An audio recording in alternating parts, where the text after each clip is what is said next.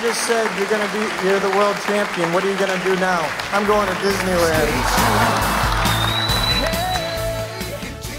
That was on Saturday. On Monday, I came back to my day job. I work for Bose Corporation. Y'all know the Bose Wave radio, the Bose music system? Well, I used to sit in a little cube, and that was my quote-unquote waiter job as I pursued my dream. And when I came back that morning, sitting in my little cube, I'll always remember this coworker. She came up to the edge of my cube, put her hands over the edge, leaned over, and said, "Congratulations, Darren. You're so lucky to be able to get up in front of an audience and speak like that."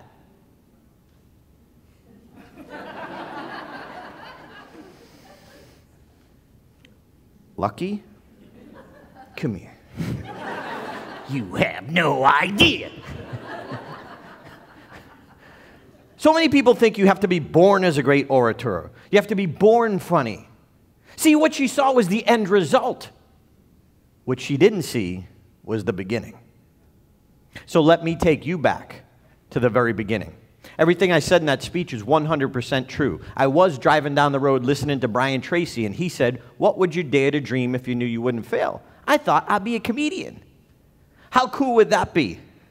How cool would it be to make an audience laugh and earn a living at that? I thought that would be the ultimate, but all of a sudden the little doubting voice on my shoulder said, "But that's not you, Darren. You're not funny." But that wasn't the question. The question was, what would you dare to dream if you knew you wouldn't fail? So let me ask you this. If you wanted to become a comedian, who would you go to for advice? A comedian. Oh, a comedian. Oh my gosh, isn't that logical? Doesn't it make sense? So guess what I did? I went to my family. Stupid, stupid, stupid. If you have any dream, any hope, any desire, don't go to your family for inspiration.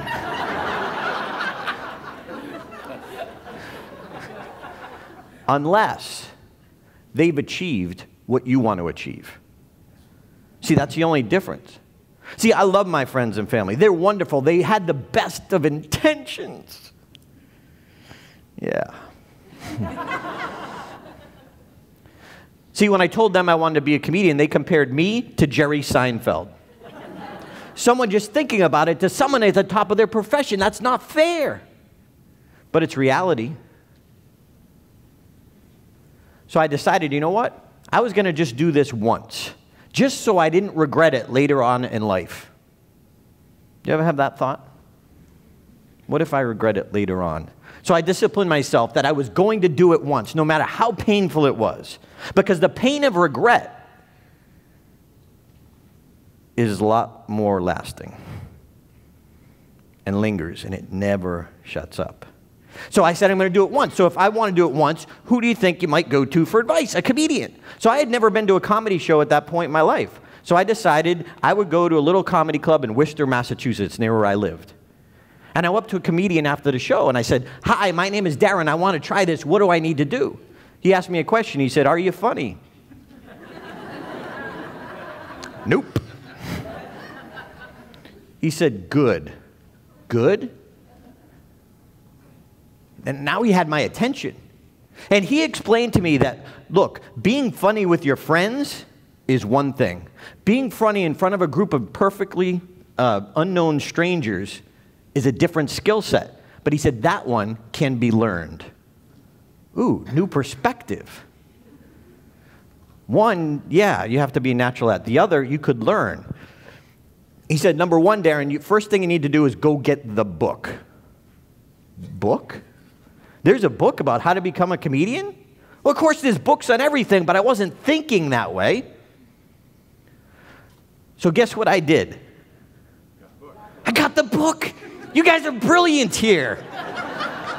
See, success isn't that hard. Someone who's achieved what you want to achieve says, get the book. I got the book. Okay, see if you're still with me. Guess what I did next? Yes! Yes! I love you, man. I went and got the book. Success isn't that hard. Why do you and I often get in our own way? Someone says, get this book. Who has the knowledge that we want? You get the book. You read the book. I did the exercises. He said, number 2, Darren, you need to go to open mic nights and watch other people who are just starting out. Well, of course, duh. That makes sense. Now I'm comparing me to someone else who's starting out. So I went to Stitches on Sunday night, a little comedy club right outside of Boston, Massachusetts. And I watched people go up on stage for their first time. Ladies and gentlemen, they sucked. And immediately I thought, I could do that. I could go up on stage and drool on myself. It inspired me. I studied for 2 months. I went to Stitches every Sunday night to be re-inspired. Do you ever have a moment in your life where it turns into slow motion? It was April 26, 1992, Stitches, Boston, Mass. I'll always remember the comedian introducing me that night. Ladies and gentlemen, please welcome to the stage for the first time, Darren LaCroix. And I came up from this side of the stage.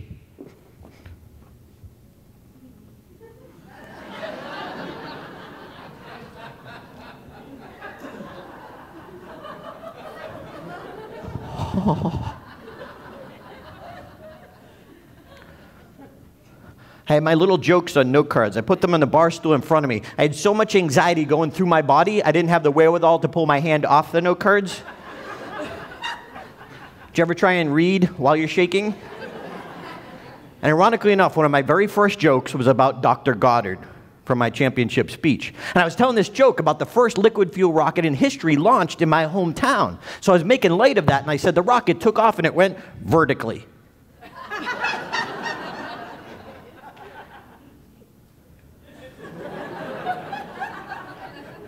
That's horizontal in Canada, correct? Okay. So I said one thing, I did the exact opposite. At that instant, I realized that what I did, and I just reacted. I said, shoot.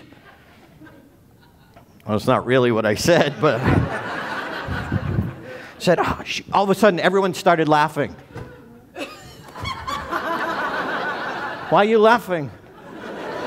That's not where you're supposed to laugh, but I'll take it. That's the only laugh I got that night. So I started walking off stage. This man put his arm around my shoulder. He said, don't worry, man, it's just your first time. I remember thinking, don't worry, it's just my first time. Did you see what I did? I got a laugh. I am the king of comedy. Why so often do we let other people tell us what success is? See, everyone there that night thought that I bombed. I looked at it differently. I got a laugh. See, in that 5 minutes of time, I had one thing that worked. If I could get rid of everything else that didn't work and figure out how to reproduce the one thing that did, even though it was an accident, I could do this. That was the mindset that started it all. What's your mindset about something you want to be good at? Something you want to be great at, something you want to be the best at, or even just a little better than yesterday. See, the mindset's where it starts. See, I believe that's the moment I became the world champion. It just took me 7 years to work a few things out. Now, when I tell people that story, a lot of people think, well, you know, he's over-exaggerating. It couldn't have been that bad. Well, guess what? I brought proof. I know some of you have seen this before, but this is especially for the new people who've never seen this. Before I show this video clip, let me get a couple things out of the way.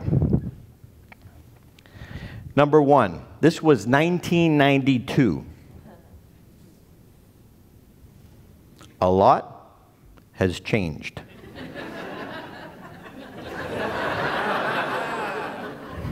And number two, I'm fully aware that parachute pants are no longer in fashion. So let's go now to 1992.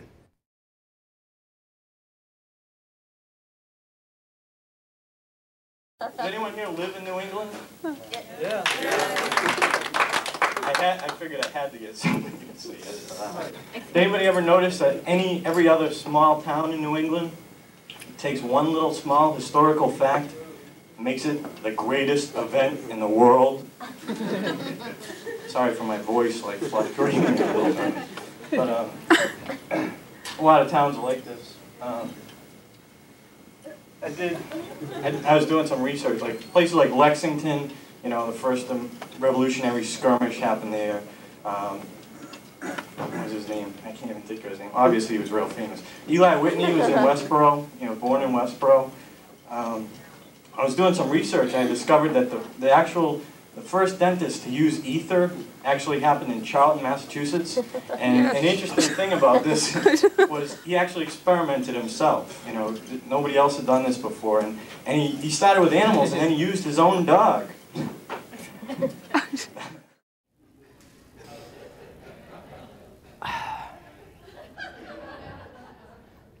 Is it over? Now tell me the truth. If you were sitting in that comedy club at that amateur night and you watched that performance, would you have ever walked up to me and said, you know, Darren, if you practice real hard, someday you could do this for a living? No! I watch it now, I think, how did I ever go up a second time? But my real question for you is this. If I can go from that to winning the world championship, what can you do?